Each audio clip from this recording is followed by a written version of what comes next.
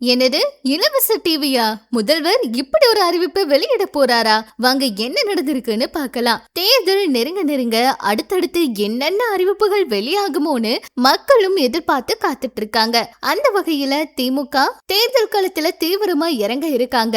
இதுக்கு முன்னாடியே மகளிர் உரிமை தொகை 5000 கொடுத்து எல்லா மகளிரையுமே ரொம்ப சந்தோஷப்படுத்தி இருக்காங்க.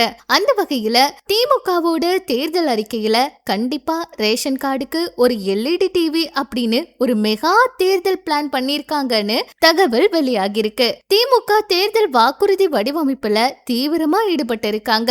மகளிர் உதவித்தொகைய 1000 2000 உயர்த்தி இருக்காங்க. குடும்பத்துக்கு ஒரு LED டிவி அல்லது கைபேசி வழங்க திட்டமிட்டு இருக்காங்களாம். இந்த மாதிரி அறிவிப்புகள் ஏதாவது வெளியாகலாம்னு எதிர்பார்ப்பு இருக்கு.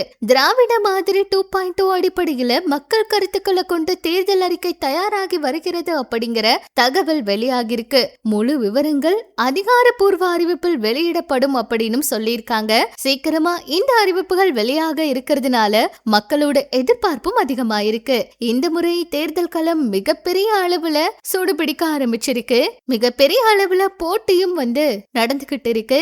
என்ன நடக்க போகுது, இந்த தேர்தல் களம் எப்படி இருக்க போகுதுங்கிறத பொறுத்திருந்து பார்க்கலாம். இது பற்றி உங்களோட கருத்துக்களை சொல்லுங்க.